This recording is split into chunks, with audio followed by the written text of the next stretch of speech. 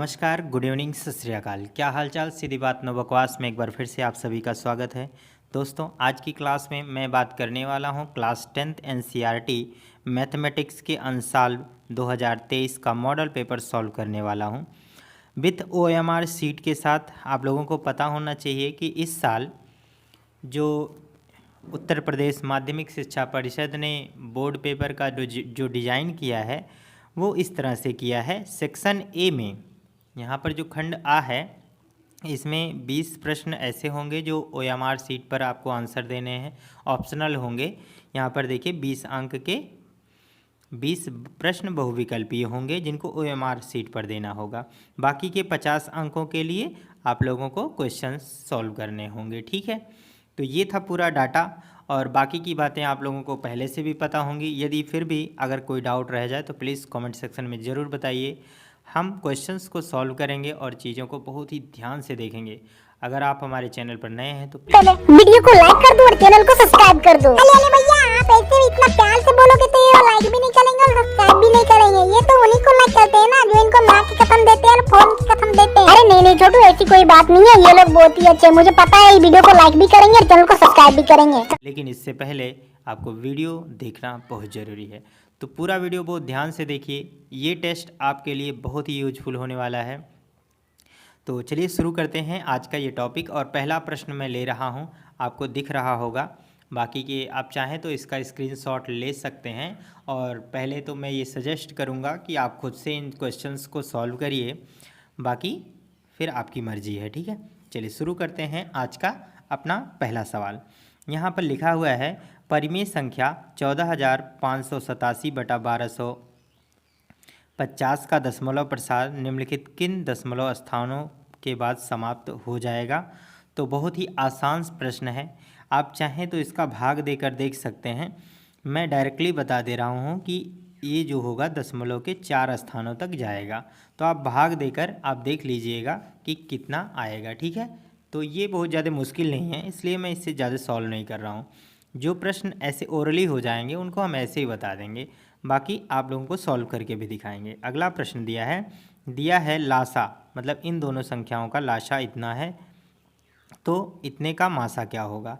तो चलिए सवाल को सॉल्व करते हैं। अब मैं इसे हटा रहा हूँ। ठीक है, तो सबसे पहले आप लोगों को ध्यान देना होगा कि यहाँ पर आपको फॉर्मूला पता होगा एलसीएम इंटू HCF बराबर होता है पहली संख्या गुणे दूसरी संख्या। तो एलसीएम हमको दे दिया है पहले से ही, कितना मैंने बताया भैया 3168 और गुणे हमें HCF निकालना ही है।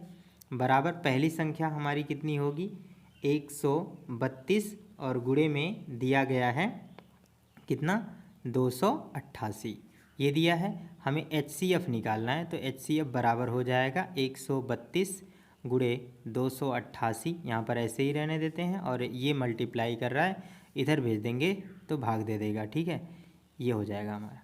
अब हम इसको काट देंगे। ठीक है, कैसे कटेगा आप ध्यान से देखो, इसे किस अंक से काट सकते हैं। सबसे पहले आप क्या करिए, ये संख्या आपको दिख रही है 11 से कट जाएगा ना, 11 1 के 11 और 2 बचेगा 22 हो जाएगा, 11 दूना 22। यहाँ भी काट देते हैं, फिर ये हमारा कट जाएगा कितने से,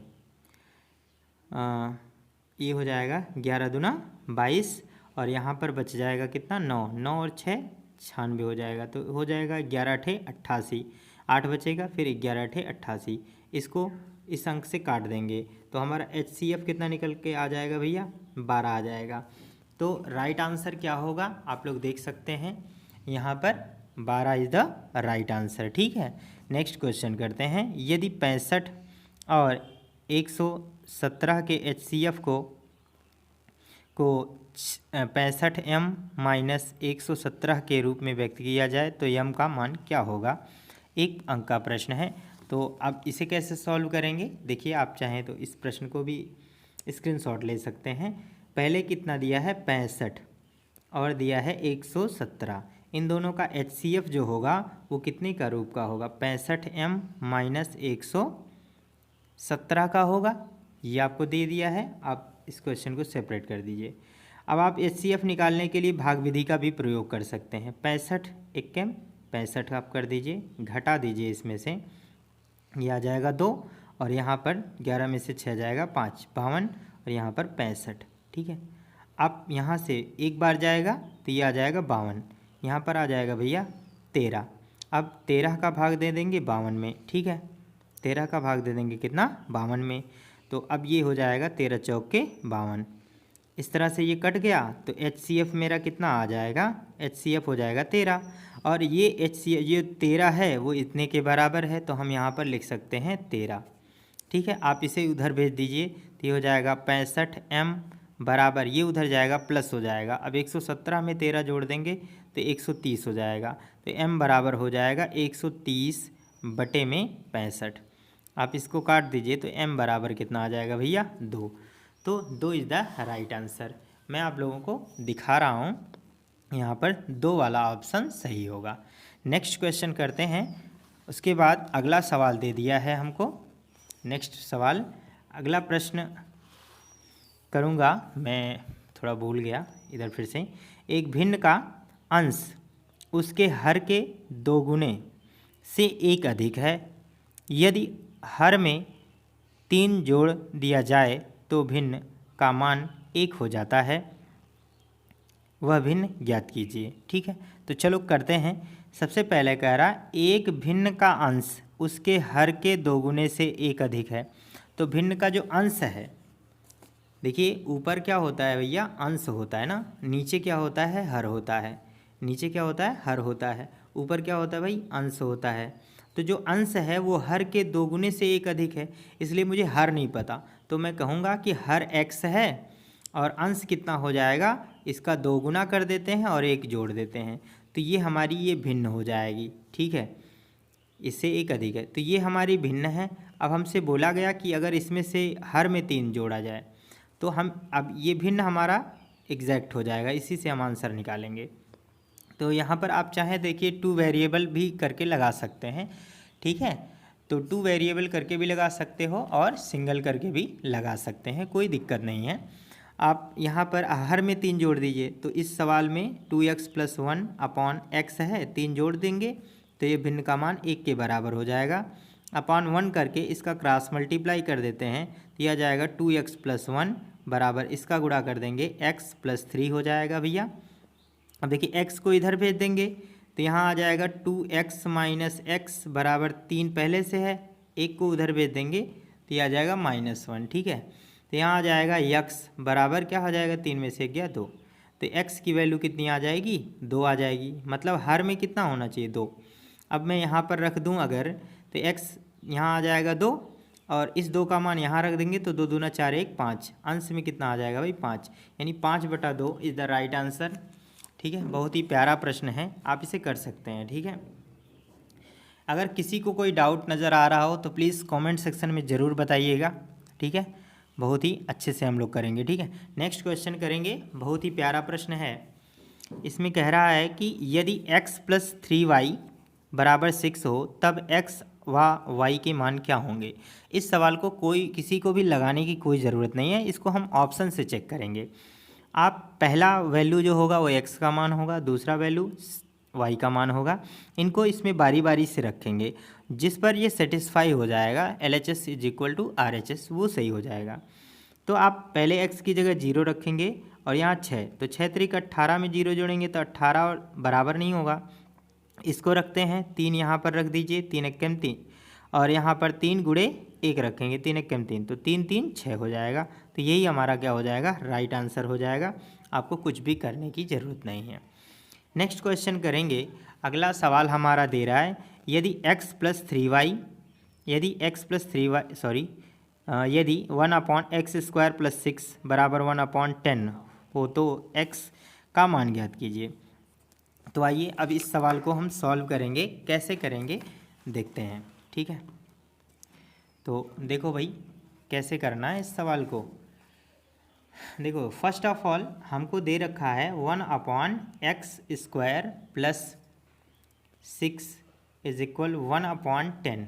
अब इसको हम सॉल्व करेंगे। ठीक है, सॉल्व करेंगे तो आप क्रॉस मल्टीप्लाई कर दीजिए, ये हो जाएगा x² एक्स स्क्वायर प्लस 6 यहाँ पर रहेगा बराबर, आप इसका गुणा यहाँ पर कर दीजिए तो ये हो जाएगा 10। 6 को उधर भेज देंगे तो एक्स स्क्वायर बराबर आ जाएगा 10 माइनस 6 हो जाएगा। तो एक्स स्क्वायर बराबर कितना आ जाएगा भाई, 4 आ जाएगा। अब x बराबर अगर मैं निकालूं तो ये अंडर रूट कितना आ जाएगा 4। अब x बराबर कितना आ जाएगा, आप 4 का वर्गमूल ले लेंगे तो ये आ जाएगा 2। अब 2 के सामने प्लस माइनस भी लगा सकते हैं, ठीक है, क्योंकि ये वर्गमूल है। तो ऑप्शन हमारा क्या सही हो जाएगा भाई, प्लस माइनस 2 हो जाएगा। बहुत ही मज़ा आ रहा होगा। अगर वीडियो पसंद आएगा तो भाई लाइक ज़रूर करिएगा, ठीक है। और मैं आपके लिए इतने मेहनत से वीडियो बना रहा हूँ तो आप भी मेरे साथ प्लीज़ थोड़ा सा कोऑपरेट ज़रूर करिएगा। तो आइए अगला सवाल हम देखेंगे। इसके बाद के सवाल हमने 6 क्वेश्चन कर लिए हैं, बाकी के सवालों को भी हम बहुत ही स्मूथली सॉल्व करेंगे। देखिए यहाँ पर क्वेश्चन नंबर 7 लिया है। यदि समीकरण आपको दिख रहा होगा, यदि समीकरण 3x² माइनस 12x प्लस के बराबर 0 के मूल बराबर हैं तो 4 का मान होगा, 4 नहीं, यहाँ पर होना चाहिए के का मान ज्ञात कीजिए, ठीक है भाई। ये सवाल थोड़ा सा मिस्टेक है भाई, अनसॉल्व है तो थोड़ा बहुत मिस्टेक रहेगा, तो हम उन चीज़ों को सही करते चलेंगे, ठीक है। मैं तो मास्टर हूँ और आप स्टूडेंट हैं, हम लोगों को सब कुछ सही करना है, क्योंकि बोर्ड एग्ज़ाम में कोई भी चीज़ें गलत नहीं रहेंगी, तो हम सबकी सारी चीज़ें सही करते हुए चलेंगे। तो क्वेश्चन हमको दे दिया है, क्वेश्चन के अकॉर्डिंग ही हम के की वैल्यू फाइंड करेंगे, ठीक है। अब आप देख सकते हो यहाँ सवाल दिया है कि 3x² माइनस 12x प्लस के इज इक्वल 0। अब आप अगर ax² plus bx plus c बराबर 0 से तुलना करेंगे तो a बराबर हमारा आ जाएगा 3 और b बराबर आ जाएगा -12 और c बराबर आ जाएगा k। अब जब मूल बराबर हैं, यहाँ लिखना, चूँकि मूल बराबर हैं, ठीक है, बराबर हैं। जब मूल बराबर होते हैं तो विविक्तर d की वैल्यू होती है 0 और d बराबर हमें पता होता है कि b² माइनस 4ac होता है और ये बराबर 0। अब इन सब वैल्यू को यहाँ से लाकर रखेंगे तो देखिए यहाँ b का मान कितना है, -12, तो -12 का स्क्वायर कर देंगे। आगे देखेंगे भाई, -4 गुणे a का मान है 3 और गुणे c की वैल्यू है k, बराबर क्या आ जाएगा 0। यहाँ 12 का वर्ग करेंगे तो ये माइनस का वर्ग होगा 2 बार, तो बराबर ही हम 144 -4 तियाँ 12 के हो जाएगा बराबर 0। इस 12 के को माइनस है उधर भेज देंगे तो प्लस हो जाएगा, तो हम यहाँ पर लिख सकते हैं 144 बराबर हो जाएगा 12 के। अब 12 को इधर भेज देंगे तो ये हो जाएगा यहाँ 44/12 है ना, 144 बटे क्या हो जाएगा 12। तो के को आप चाहे इधर लिखिए, ये काट दीजिए, ये आ जाएगा 12। तो के की वैल्यू कितनी आ जाएगी मेरे दोस्त, 12 आ जाएगी, ठीक है। तो 12 इज़ द राइट आंसर। यहाँ पर देख पा रहे होंगे ये 12 हमारा राइट आंसर है, ठीक है। चलो इसके बाद ही अगला सवाल है, बहुत ही प्यारा प्रश्न है। इस सवाल को बहुत ही स्मूथली आपको बहुत ध्यान से देखना होगा, अदरवाइज समझ में नहीं आएगा, ठीक है। तो चित्र में त्रिभुज ABC है ना, ABC के आधार BC के समांतर रेखाखंड PQ खींचा गया है। यदि PQ अनुपाते BC बराबर 1:2 हो तो AP और PB का अनुपात ज्ञात कीजिए। देखिए क्वेश्चन को हमें ज़्यादा सॉल्व नहीं करना, हमें सिर्फ ऑप्शन चेक करने हैं, इसलिए मैं कुछ चीज़ें थोड़ा आप लोगों को सरल करके बताऊंगा, इसे हमें लिखना नहीं है, ठीक है। लेकिन चीज़ें आपको समझ में आएंगी, ये मेरी गारंटी है, ठीक है। नहीं समझ में आया तो फिर आप डिसलाइक कर दीजिएगा, ठीक है।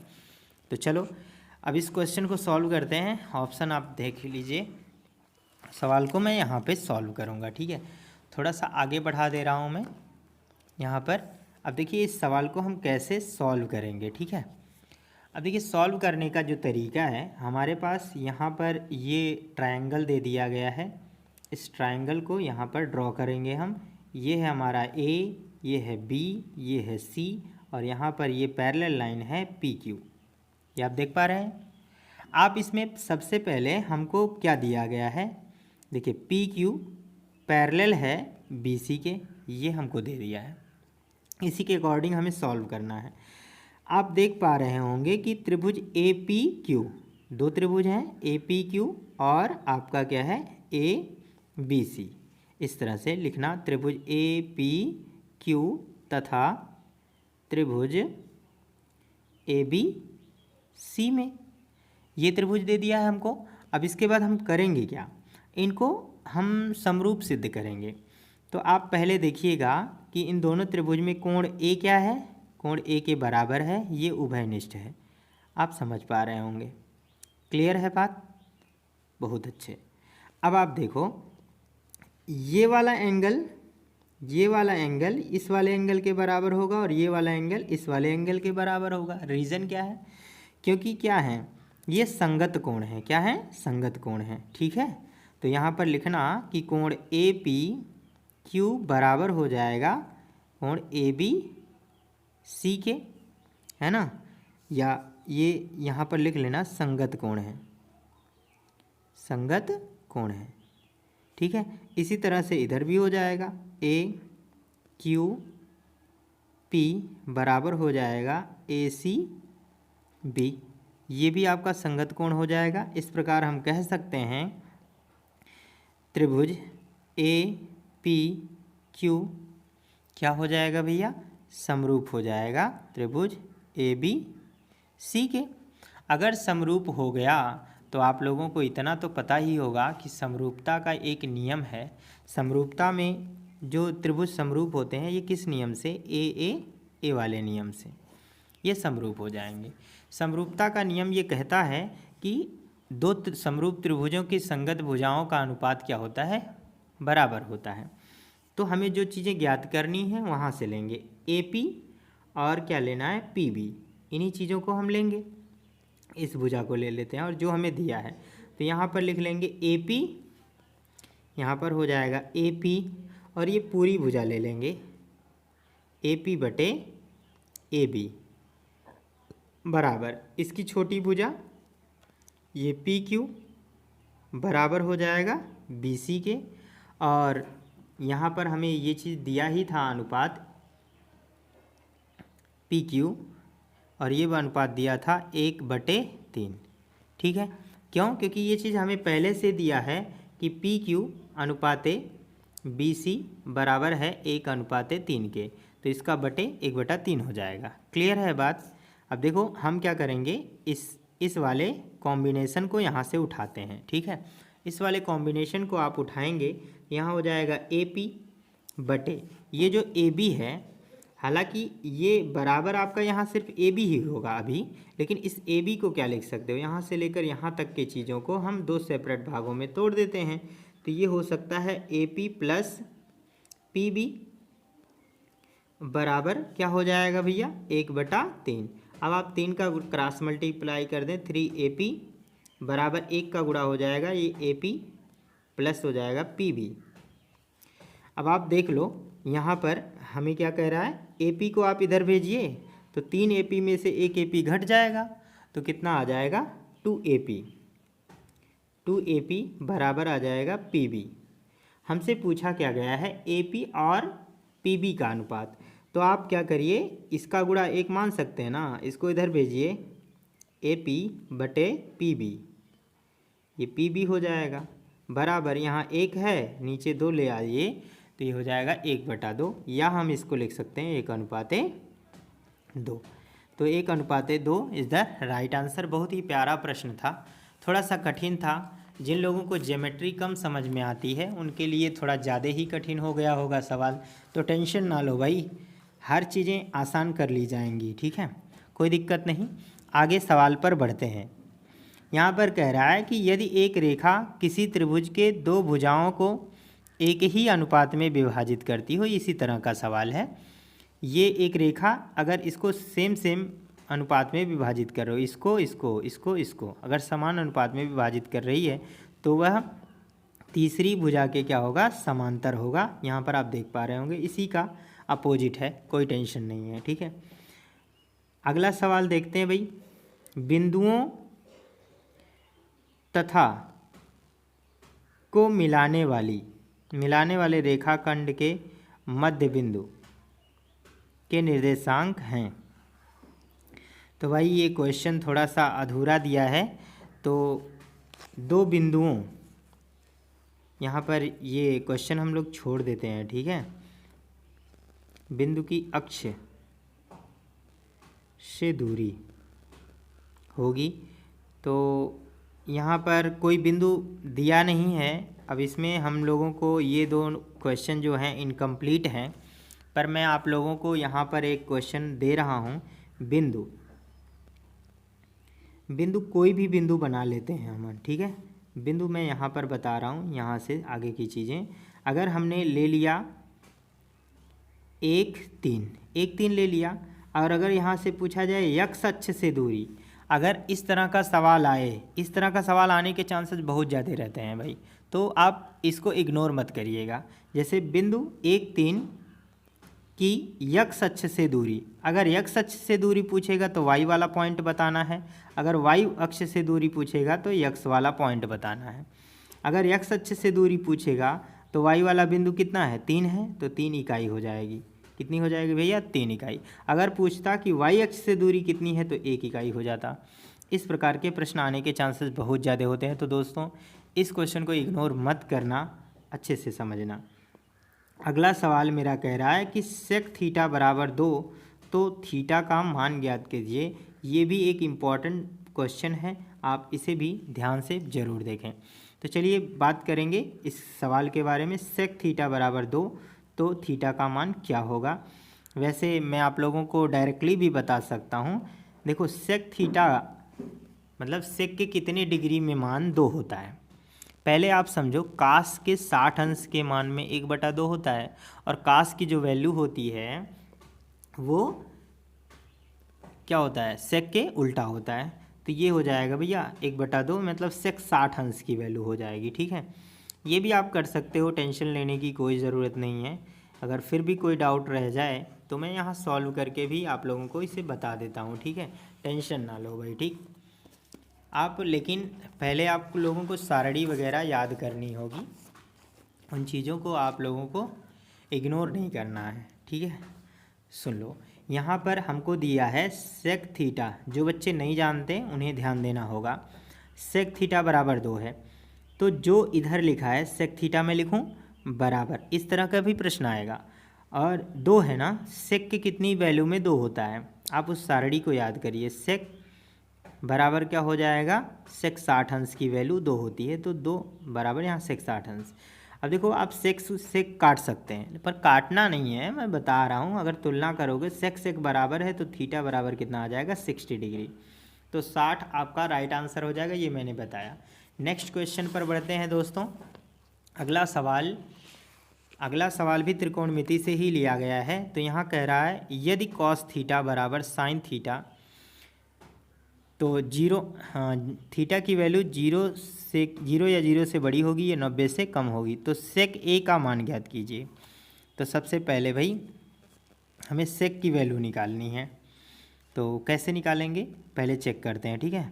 सेक ए की वैल्यू, वैसे यहाँ पर सेक ए नहीं होना चाहिए, सेक थीटा होना चाहिए। क्या होना चाहिए भैया, सेक थीटा होना चाहिए, क्योंकि यहाँ पर थीटा है तो यहाँ भी थीटा ही होगा। चलो पहले यहाँ थीटा की वैल्यू निकालते हैं कितनी है। तो यहाँ पर आप देख लो सवाल कैसे होगा। यहाँ पर लिखा है कॉस थीटा। पहले आप लिखिएगा कॉस थीटा, इसको काट देते हैं। कॉस थीटा बराबर लिया है साइन थीटा। तो आप सोचो, हमने बताया है आप लोगों को कि कॉस थीटा कितने के मान में होता है। साइन 90 माइनस थीटा बराबर कॉस थीटा के होता है। तो जहाँ कॉस थीटा है वहाँ साइन 90 माइनस थीटा लिखा जा सकता है। ये हो जाएगा हमारा साइन थीटा। क्लियर है दोस्त, इधर साइन है इधर साइन है, साइन से साइन गायब हो जाएगा तो सिर्फ कोण रह जाएंगे। 90 माइनस थीटा बराबर आ जाएगा थीटा के। आप यहाँ ये 0 अंश ही रखना है, थीटा नहीं है। ये माइनस थीटा इधर जाएगा तो प्लस हो जाएगा, तो इधर हो जाएगा 90 बराबर 2 थीटा हो जाएगा। और 2 को इधर भेज दीजिए तो यहाँ आ जाएगा 90/2 बराबर हो जाएगा थीटा। आप इसको काट दीजिए तो यहाँ थीटा बराबर आ जाएगा 45 अंश। क्लियर है बात। हमसे पूछा क्या गया है, सेक थीटा का मान। किसका मान, सेक थीटा। तो सेक थीटा की जगह पे क्या लिख दोगे 45 अंश। तो सेक 45 अंश का मान क्या होगा? अगर आपको याद है कास 45 अंश का मान, कास 45 अंश का मान कितना होता है? देखो पहले आप जानते हो कि कास 45 अंश बराबर होता है 1/2। तो कास का उल्टा सेक होता है, तो 1/2 का उल्टा जो हो जाएगा वो करड़ी में 2 आ जाएगा। यही हमारा राइट आंसर होगा। ठीक है, ये हो जाएगा। ठीक, वैसे तो यही है और इसमें कुछ दिया नहीं है। तो चलो भाई, यहाँ पर देखो मैं सवाल को मॉडिफाई कर रहा हूँ। ठीक है, सवालों में कुछ गड़बड़ियाँ हैं, इन्हें हमें ध्यान देना होगा। अगर पूछ भी लिया जाए, देखो सेक थीटा आ जाएगा, तो आप यहाँ पर वैसे कोण का मान दिया है, तो हमें थीटा अगर चेक करना है तो सिर्फ 45 अंश पर ही टिक कर देना है। 45 अंश थीटा की वैल्यू मैंने लाया था, तो टेंशन नहीं लेना, आप इसी को टिक करिए। अगर मान लो सेक थीटा की वैल्यू पूछी जाती है तो 1/√2 आ जाएगा आंसर। ठीक है, कर लो भाई, टेंशन नहीं है। फिर देखो यहाँ पर लिखा है 3 cot A, 3 cot A बराबर 4 है, तो सेक A का मान ज्ञात कीजिए। क्या हो जाएगा ऐसे सवालों का आंसर? तो सबसे पहले देखो 3 cot A बराबर 4, तो सेक A का मान कैसे लिखेंगे? अब आप इसमें देखिए, सवाल हमारा यही दे दिया है, तो देख लेते हैं। यहाँ पर लिखा है 3 cot A बराबर 4 है, तो cot A बराबर क्या कह सकते हो? 4/3 हो जाएगा। और cot थीटा, tan थीटा बराबर लंब बटा आधार होता है, तो cot A बराबर क्या आ जाएगा भैया? आधार बटा लंब। अगर आधार लंब का मान 4/3 है तो कर्ण बराबर आ जाएगा हमारा अंडर ब्रैकेट लंब का स्क्वायर प्लस आधार का स्क्वायर। ये आपको आता ही है, तो यहाँ पर आ जाएगा लंब का मान 3 का स्क्वायर प्लस 4 का स्क्वायर, ये आ जाएगा 25। 25 का वर्गमूल कितना हो जाएगा? 5। कर्ण का मान 5 है, तो आप कह सकते हो कि सेक ए बराबर क्या होता है? कर्ण बटे आधार। तो कर्ण की वैल्यू है 5 और आधार की वैल्यू है 4, तो यहाँ पर 5/4। 5/4 इज द राइट आंसर। बहुत ही प्यारा प्रश्न है, तो आप 5/4 को आंसर टिक कर देंगे। ठीक है, टेंशन नहीं है। अगला देखो, कह रहा है 6 सेंटीमीटर त्रिज्या वाले एक वृत्तखंड, 6 सेंटीमीटर त्रिज्या वाले एक वृत्तखंड जिसका कोण 60 अंश है का क्षेत्रफल ज्ञात कीजिए। तो वृत्तखंड का क्षेत्रफल निकालना है हमें, वृत्तखंड का, त्रिज्यखंड का नहीं। ठीक है, तो वृत्तखंड का देखते हैं। आप सबसे पहले इन सवालों को ध्यान से देखिए। तो इस सवाल को कैसे सॉल्व करेंगे, इसके लिए हमारे पास डाटा दिया है r बराबर दे दिया है 6 सेंटीमीटर। तो 6 सेंटीमीटर त्रिज्या का एक वृत्त बना लीजिए। यहाँ से ये 60 अंश ऐसे इंगित कर रहा है। ठीक है, 60 अंश। तो हम जानते हैं कि ये त्रिज्यखंड बना रहा है। क्या बना रहा है? त्रिज्यखंड। अगर हमें वृत्तखंड का वैल्यू निकालना है, मतलब इसका क्षेत्रफल निकालना है, तो क्या आएगा? तो सबसे पहले आप क्या करो, त्रिज्यखंड का क्षेत्रफल निकालो। तो लिखेंगे त्रिज्यखंड का क्षेत्रफल बराबर होता है, त्रिज्यखंड का क्षेत्रफल क्या होता है? सूत्र θ/360 गुणे πr²। πr², तो थीटा का मान है 60/360 और गुणे पाई का मान कितना होता है? 22/7 और r का मान है 6, तो 6 गुणे आप 6 कर दीजिए। 0 कट जाएगा, 6 छवक 36, 6 से 6 कट जाएगा। अब आप यहाँ पर देखिए 22, 6 दूना 12, 6 दूना 12, 1 13, 132/7, तो ये आ गया। वैसे दोस्त, अगर ऑप्शन के तरीके से देखा जाए तो यही वाला आंसर हमारा सही हो जाएगा।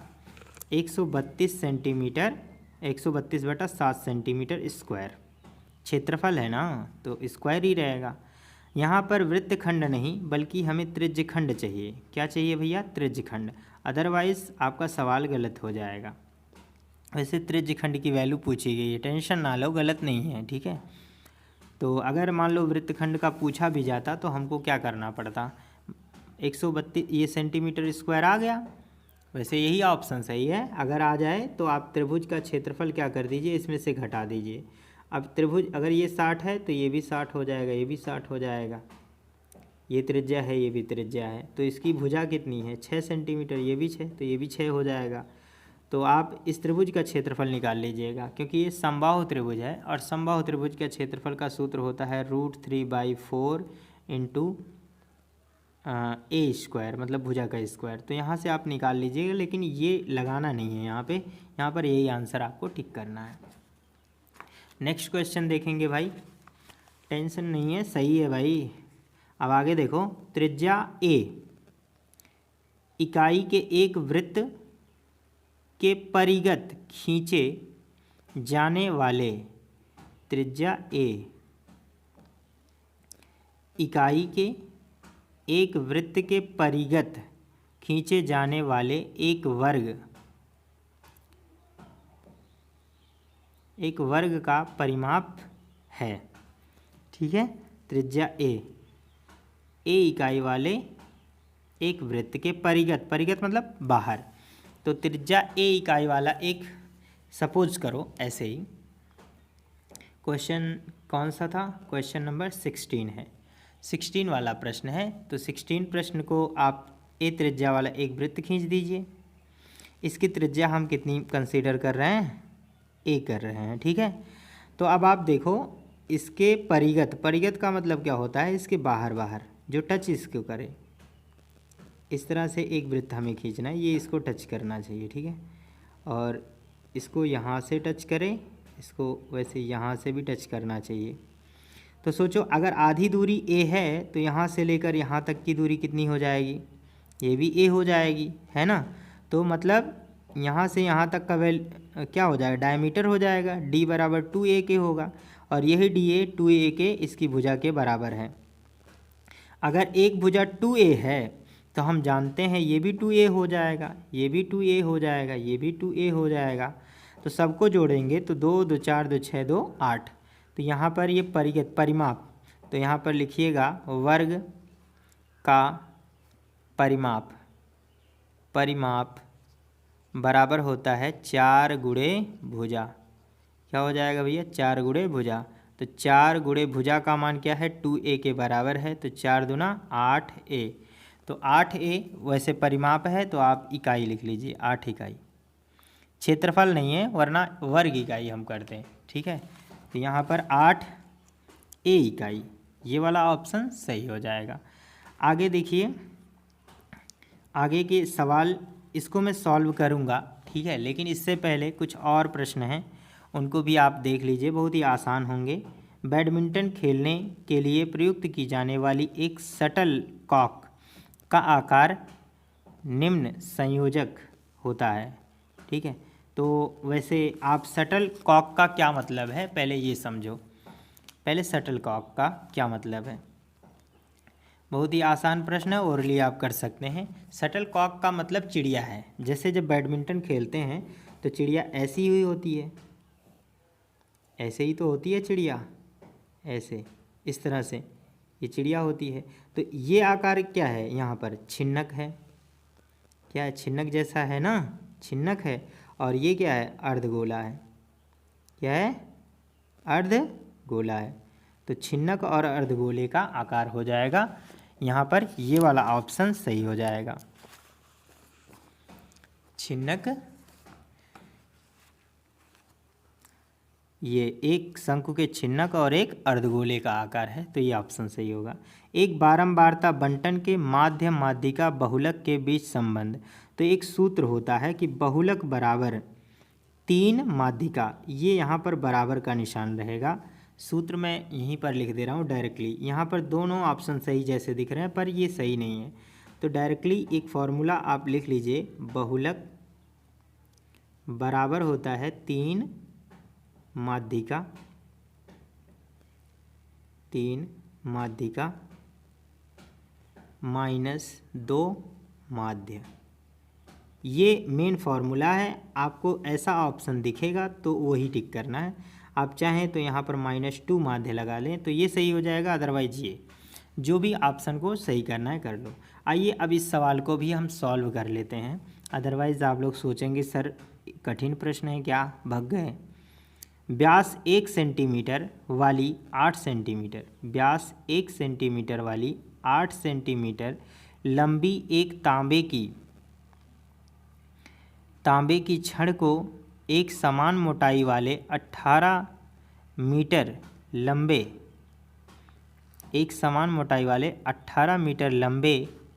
एक तार के रूप में खींचा जाता है, तब तार की मोटाई क्या होगी। ठीक है, तार की मोटाई क्या होगी। बहुत ही अच्छा प्रश्न है दोस्तों, चलो इसको सॉल्व करते हैं। ऐसे प्रश्न तो भाई मज़ा आ जाते हैं सवालों को सॉल्व करते हुए। देखो सवाल में आप लोगों ने जब पढ़ा होगा, अगर टीचर आपको बताते हैं कि देखो आयतन कभी बदलता नहीं है, क्या है, आयतन कभी नहीं बदलता है, तो आयतन तो हमेशा सेम होता है, ठोस का आयतन निश्चित होता है। तो यहाँ पर हम ये कहेंगे कि जैसे छड़ का आयतन बराबर क्या होगा, तार के आयतन के बराबर। आप सोच लो कि जो छड़ होता है, छड़ इस तरह से थोड़ा सा मोटा होगा, और जो तार होता है, तार भी ऐसे रहता है, बस छड़ की अपेक्षा थोड़ा सा और पतला होता है, लेकिन यही है। तो दोनों का आयतन क्या होगा, बराबर, क्योंकि छड़ मोटा है तो ये छोटा होगा और तार अगर खींचे जाएंगे तो उसके लंबे हो जाएंगे। लेकिन दोनों की ये जो लंबाई है वो h के बराबर हो जाएगी, ये लंबाई h के बराबर मानी जाएगी, और व्यास तो है, इसकी त्रिज्या ऐसे मान लेंगे। तो इसी तरह से सवाल को सॉल्व करना है। तो हम यहाँ पर लिखा है छड़ का व्यास 1 सेंटीमीटर वाली 8 सेंटीमीटर लंबी एक तांबे की छड़ है। ठीक है, तो यहाँ पर हम लिख लेते हैं कि व्यास कितना दिया है हमें, व्यास बराबर 1 सेंटीमीटर, तो इसकी त्रिज्या कितनी हो जाएगी, 1/2 सेंटीमीटर, और जो लंबाई दी है वो h के बराबर हम मानेंगे कितना, 8 सेंटीमीटर। तो हम यहाँ पर लिख लेंगे छड़ का आयतन बराबर क्या होगा, तार का आयतन, ये आप कर लो। छड़ का आयतन मतलब छड़ क्या होता है, बेलनाकार, तो यहाँ पर आ जाएगा πr² बराबर, यहाँ भी आपका हो जाएगा πr²h। यहाँ पर थोड़ा सा आप इसको अलग अलग कर दीजिए ताकि बदल जाए, पाई से पाई मर जाएगा, इतना तो आपको समझ में आ ही रहा होगा। यहाँ पर r की वैल्यू दी है 1/2, तो यहाँ पर लिख लेना 1/2 और इसका हो जाएगा स्क्वायर, और h की वैल्यू है इतने 8 लिख लेना। यहाँ पर r मतलब मोटाई हमसे पूछा गया है, तो हमें r की वैल्यू नहीं पता, और इंटू h का मान हमको दे दिया गया है कितना, 18 मीटर। ये भैया 18 मीटर है, तो 18 यहाँ पर देखिएगा, तार की लंबाई बराबर कितनी है, 18 मीटर। मीटर को सेंटीमीटर में बदलेंगे तो ये आ जाएगा 100 का गुणा कर देंगे, 1800 सेंटीमीटर। ठीक है, तो यहाँ पर आ जाएगा 1800 सेंटीमीटर। आप इसको इधर भेज दीजिएगा, वैसे अभी हम सॉल्व करते हैं। तो ये आ जाएगा 1/2 दूना 4, और गुणे कितना हो जाएगा 8, बराबर r² ये है, और गुणे कितना आ जाएगा 1800। आप इसमें 4 एकम 4, 4 दूना 8, ये काट दीजिए। ठीक है, कट गया। अब इसके बाद क्या करेंगे, ये 2 आ गया, आप यहाँ 1800 को इधर भेज दीजिए, तो ये आ जाएगा r² बराबर में 2/1800, यही होगा। आपको दिख पा रहा होगा, अगर नहीं दिख रहा तो थोड़ा सा और आगे में कर दे रहा हूँ, ये कट जाएगा तो आ जाएगा 1/900।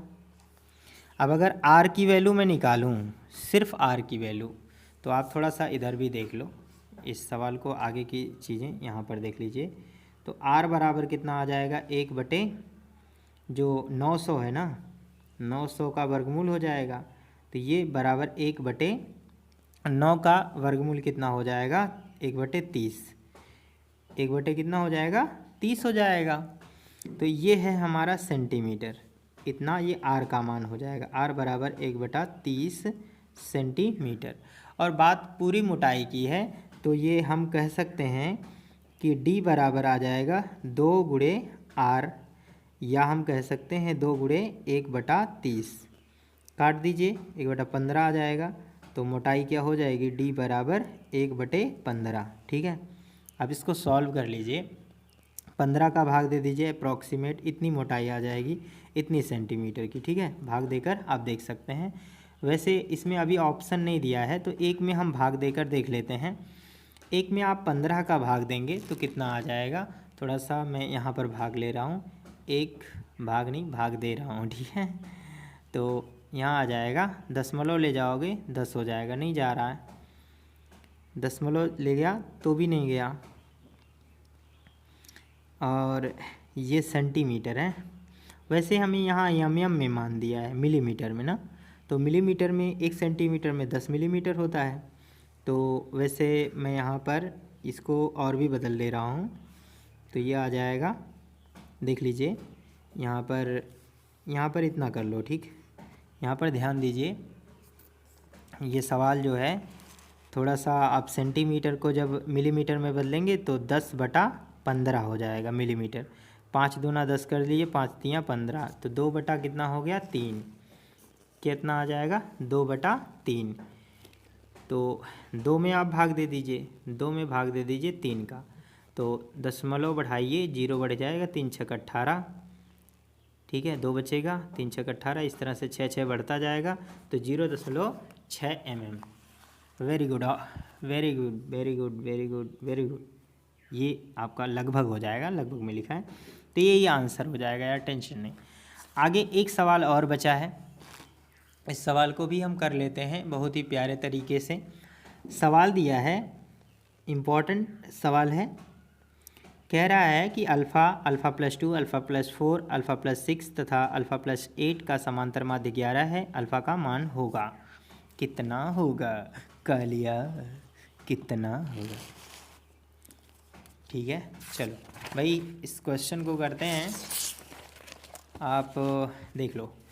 हमें पता है कि समांतर माध्य का फॉर्मूला, समांतर माध्य बराबर होता है पदों का योग बटे पदों की संख्या, यही सवाल है। अब हमें पद कितने दिए गए हैं पहले ये देख लो। पहले हमें दिया है अल्फ़ा, फिर लिखा है अल्फ़ा+2, फिर लिखा है अल्फ़ा+4, फिर लिखा है अल्फ़ा+6, फिर लिखा है अल्फ़ा+8, इतना लिखा है। ठीक है, देखो, और समांतर माध्य की वैल्यू दे दी गई है पहले से 11। ये सवाल है, जी हाँ ये सवाल है, तो हम यहाँ पर लिख लेते हैं 11 बराबर, ये समांतर माध्य यहाँ आ जाएगा, बराबर हो जाएगा भैया पदों का योग, मतलब इन सब का योग करना है। तो आप देखिए अल्फ़ा प्लस, यार देखो मैं ऐसे कर लूँ, यहाँ पर प्लस, यहाँ भी प्लस, यहाँ भी प्लस, यहाँ भी प्लस कर दो। अब टोटल कितने पद हैं, 1 2 3 4 5, यहाँ पर 5 हो जाएगा। उसके बाद क्या है अल्फ़ा, अल्फ़ा कितने अल्फ़ा हैं, 1 2 3 4 5, 5 अल्फ़ा हैं तो 5 अल्फ़ा हो जाएगा। बाकी जोड़ लीजिए, 8 6 14, 14 4 18 2 20, ये हो जाएंगे 20, तो हो जाएगा 20/5, यही हो जाएगा भाई। यहाँ पर आप 5 चाहो यहाँ पर लिख लो, इसको हटा दो यहाँ से, इधर छोड़ दो। ठीक है, अब 5 का गुणा इधर कर दिए, 11 5 55 बराबर कितना आ जाएगा, 5 अल्फ़ा प्लस 20, 20 को इधर भेज देंगे तो यहाँ 5 अल्फ़ा इधर रहेगा, तो मैं चाहूँ तो 5 अल्फ़ा इधर लिख लूँ, 20 घटा दूँगा तो 35 आ जाएगा। अल्फ़ा बराबर कितना आ जाएगा भाई, 35/5, काट दो, अल्फ़ा की वैल्यू 7 आ जाएगी। तो 7 इज़ द राइट आंसर। 7 किस ऑप्शन में दिया गया है, वो पहले ऑप्शन में दिया गया है। इस तरह से आप ऑप्शन चूज करेंगे, जिसका जो आंसर सही होगा उस पर गोला भी लगाएंगे। आप लोग देखिए, इसमें चौथा सही था, इसमें डी सही था, इसमें भी बी सही था। तो देखो पहले का डी सही था तो ऐसे आप गोला बना दोगे, इसको ऐसे घेर दोगे। ठीक है, दूसरे का भी डी सही था, इसका घेर दोगे। तीसरे का मैंने बताया बी सही है तो बी ऐसे घेर दोगे। तो इस प्रकार से आप OMR शीट पर गोला कर सकते हैं। दोस्तों ये वीडियो थोड़ी लंबी ना हो जाए इसलिए मैं चाहूँगा कि अब मैं इस वीडियो को यहीं पर समाप्त कर दूं। आगे के जो पार्ट हैं सेक्शन बी वो मैं दूसरे पार्ट के वीडियो में लेकर आऊँगा। तो दोस्तों आपको वीडियो कैसा लगा हमें कमेंट सेक्शन में ज़रूर बताइए। और अगर आप हमारे साथ इसी तरह से टेस्ट देते रहे और अनसॉल्व को सॉल्व करते रहे तो आपको बहुत मज़ा आएगा। और मैं गारंटी के साथ कह सकता हूँ कि आप क्लास 10th के मैथ में बहुत अच्छा स्कोर कर पाओगे। ठीक है, बहुत ही अच्छा स्कोर कर पाओगे, कोई भी दिक्कत नहीं आएगी। तो ये था मेरा आज का वीडियो। आपको वीडियो कैसा लगा हमें कमेंट सेक्शन में ज़रूर बताएं और अपने दोस्तों के साथ भी इसे ज़रूर शेयर करें। तो मिलते हैं अगली वीडियो में, तब तक के लिए जय हिंद जय भारत।